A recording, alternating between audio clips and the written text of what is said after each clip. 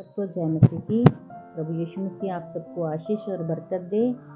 आज मैं प्रभु का वचन लेके आई हूँ सबके लिए और मैं पढ़ूंगी। ये वचन है खोया हुआ पुत्र, लूका 15 अध्याय के 11 से 32 तक। आइए मैं आप सबके लिए पढ़ती हूँ। एक बार की बात है, एक व्यक्ति था जिसके 2 पुत्र थे। छोटे पुत्र ने उससे कहा, पिताजी मुझे मेरे हिस्से का धन अभी दे दीजिए। इसलिए उस व्यक्ति ने अपनी सारी संपत्ति दोनों पुत्रों में बांट दी। कुछ दिन पश्चात छोटा पुत्र अपने हिस्से की संपत्ति बेचकर घर छोड़कर चला गया। वह बहुत दूर देश चला गया और वहां बड़ी मूर्खता से उसने अपना सारा धन खर्च कर दिया। अब उस देश में बहुत बुरा अकाल पड़ा और उसके पास कुछ भी नहीं रह गया था।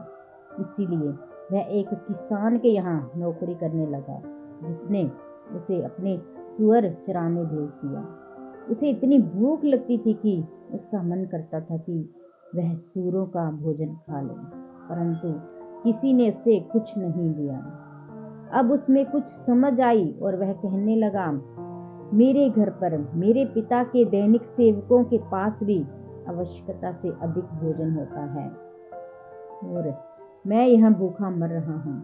मैं अपने पिता के पास जाऊंगा और उनसे कहूंगा, पिताजी मैंने परमेश्वर और आपके विरुद्ध पाप किया है।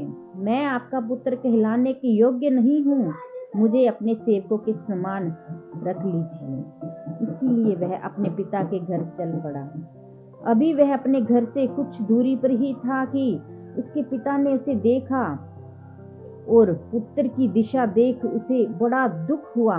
वह दौड़ा, उसने अपनी बाहें पुत्र के गले में डालकर उसका चुंबन किया। पुत्र ने कहा, पिताजी मैंने परमेश्वर और आपके विरुद्ध पाप किया है। मैं आपका पुत्र कहलाने के योग्य नहीं हूँ। और पिता ने कहा, परंतु पिता ने अपने सेवकों को आदेश दिया, जल्दी करो, अच्छे से अच्छा वस्त्र लाओ और उसे पहनाओ। उसके हाथों में अंगूठी और पांव में जूतियां पहनाओ। फिर जाओ और एक बड़े भोजन का प्रबंध करो, हम आनंद मनाएंगे। मैंने सोचा था कि मेरा पुत्र मर गया है, परंतु वह तो जीवित लौट आया है। वह खो गया था, परंतु अब मिल गया है। और वह आनंद मनाने लगे। उसी समय बड़ा पुत्र खेत से लौट रहा था। उसने नाचने और संगीत की आवाज सुनी, इसलिए उसने एक सेवक को बुलाकर पूछा, यह सब क्या हो रहा है? आपका भाई सुरक्षित घर लौट आया है, सेवक ने उत्तर दिया। इसलिए आपके पिता ने समारोह का आयोजन किया है। बड़ा भाई इतना क्रोधित हुआ कि वह भीतर भी नहीं गया। उसके पिता ने बाहर आकर उसे अंदर आने का आग्रह किया, परंतु उसने कहा, इतने वर्षों से मैं एक सेवक की तरह काम कर रहा हूँ। मैंने कभी आपकी आज्ञा का उल्लंघन नहीं किया। आपने मुझे क्या दिया? एक बकरी भी नहीं, ताकि मैं अपने मित्रों के साथ आनंद कर सकूं।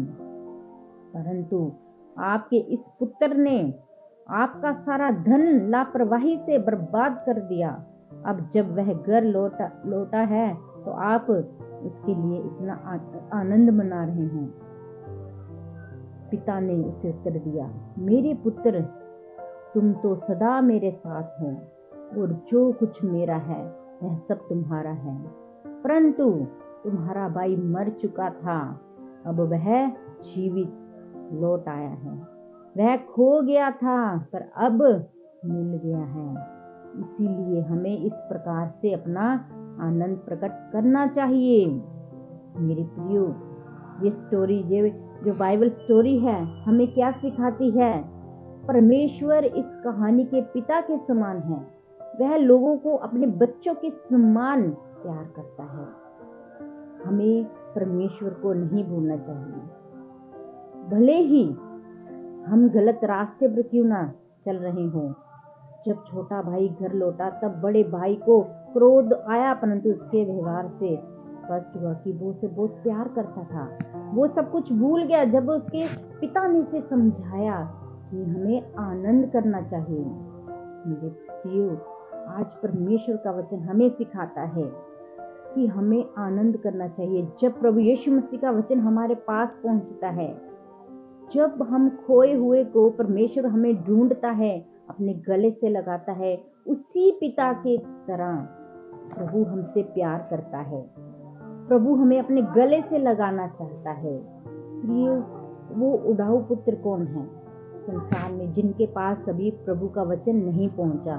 वो हैं जब परमेश्वर के दास, जब वचन कोई उनके पास, जब प्रभु का वचन पहुंचता है, तो जब प्रभु वो उसे स्वीकार करते हैं, तो प्रभु स्वर्ग में सभी समारोह मनाया जाता है, खुशियां मनाई जाती हैं कि आज मेरा पुत्र घर वापस आ गया है। मेरे प्रियो, प्रभु सबसे प्यार करता है। यीशु सबसे प्यार करता है, आपसे, मेरे से, सबसे। इस पृथ्वी पर हर एक मनुष्य से प्यार करता है। जो पापी है उससे भी प्यार करता है, जो धर्मी है उससे भी प्यार करता है, जो प्रभु को गाली निकालता है उससे भी प्यार करता है, और जो प्रभु को मानता है उससे भी प्यार करता है। प्रभु उस पिता की तरह है। देखो उसने क्या किया। उड़ाऊ पुत्र ने अपने हिस्से का धन लेकर उसे खर्च कर दिया, उसे उड़ा दिया। जब उसके ऊपर बुरे दिन आए तो उसे उसके बाप की याद आई। उसने सोचा मेरे पिता के घर में इतना धन है, इतना भोजन है कि उनके जो सेवक हैं वो भी पेट भर के खाते हैं, तो क्यों ना मैं अपने पिता के पास जाऊं, उनको कहूं मुझे नौकर ही रख लो ताकि मैं जीवित रह सकूं, ताकि मैं भोजन खा सकूं। मेरे प्रियो, लेकिन पिता का दिल देखो कितना बड़ा दिल है। दूर से पिता ने देखा आते और दौड़ के अपने गले से लगाया।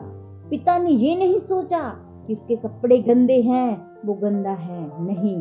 पिता ने बाहें खोल के उस बेटे को अपने गले से लगाया और दासों को ये संदेश दिया, आदेश दिया परमेश्वर के दास ने कि उस दासों को बोला, जाओ इसके लिए जूते लेकर आओ, इसके लिए कपड़े लेकर आओ और भोजन की तैयारी करो, एक जश्न की तैयारी करो, समारोह की तैयारी करो।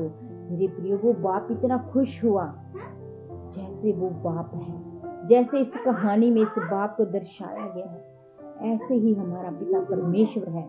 वो जगत में सबसे प्यार करता है। उसकी इच्छा नहीं है कि कोई एक भी नष्ट हो। मेरे प्रियो, इस कहानी के जैसे आज हमें भी पिता के पास आने की जरूरत है।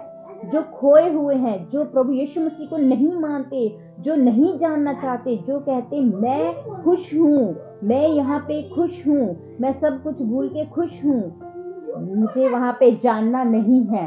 तो प्रियो, प्रभु यीशु मसीह का वचन हमें सिखाता है कि हमें प्रभु पे विश्वास करना चाहिए, हमें वचन पढ़ना चाहिए। हमें वचन क्या सिखाता है? एक बार आप वचन पढ़िए, एक बार आप बाइबल पढ़िए, परमेश्वर का वचन हमें क्या सिखाता है। जब तक आप बाइबल पढ़ोगे नहीं तो आपको कैसे पता चलेगा? आप बिना बाइबल पढ़े ही उस पर दोष लगाओगे, अपने मन में अपने अजीब अजीब विचार लाओगे कि इसमें गलत होता है, ये वैसा धर्म है। तो ये कोई ईसाई धर्म नहीं, ये सही बताने वाला और सच्चाई बताने वाला परमेश्वर का वो ग्रंथ है, जे जिंदा वचन है। ये जिंदा वचन है, इस वचन में जीवन है। ये और वचनों की तरह नहीं, ये जिंदा वचन है, ये जीवित वचन है। इसे एक बार पढ़ोगे तब आपको पता चलेगा कि आज के समय में प्रभु का प्रचार इतना क्यों बढ़ रहा है। आज के समय में यीशु के लोग इतना प्रचार क्यों कर रहे हैं? हर कोई प्रचार करने के लिए आगे क्यों आ रहा है? क्योंकि प्रभु यीशु मसीह ने हमें आदेश दिया है, जगत में जाओ और प्रचार करो। जैसे हम बचे हैं, हम सोचते हैं सभी वैसे बचे। जैसे पिता की इच्छा है कि एक भी नष्ट ना हो, हम वही प्रभु की इच्छा, हम वही पूरी करने जा रहे हैं। प्रभु अपनी इच्छा आप पूरी कर सकता है। वो आप ही, जो हम परमेश्वर के लोग काम करते हैं, ये वो चाहे तो अपनी आंख की पुतली का बाल भी नहीं हिला सकते, लेकिन परमेश्वर का आत्मा हमें गाइड करता है।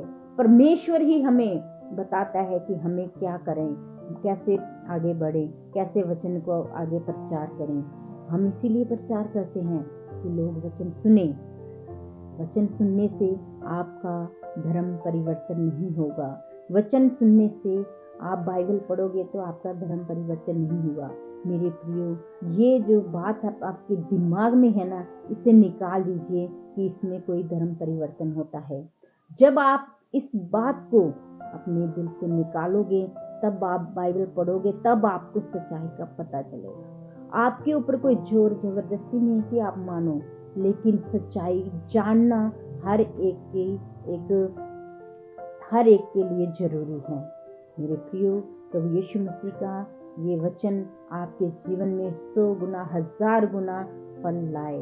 आप सबको जय मसीह की। मैं आप सबके लिए दुआ करूंगी। हालेलुया। धन्यवाद पिता परमेश्वर, प्रभु यीशु, पवित्र आत्मा, आपका धन्यवाद करते हैं प्रभु जी। आज मैंने जो प्रभु जी आपकी बाइबल में से आपका वचन जो पढ़ा है, यीशु मसीह के नाम से करती हूँ। जो लोग सुने, यीशु के नाम से करती हूँ, ये वचन 1000 गुना 1,00,000 गुना फल लाने वाला हो प्रभु जी। यस लॉर्ड प्रभु जी, धन्यवाद प्रभु जी। हमारा काम है प्रभु जी बीज बोना, फल लाना प्रभु जी, आपका काम है प्रभु जी। हम अपना काम कर रहे हैं प्रभु जी। आपके वचन प्रभु जी जिन जिन लोगों तक पहुंचे, यीशु मसीह के नाम से प्रभु जी।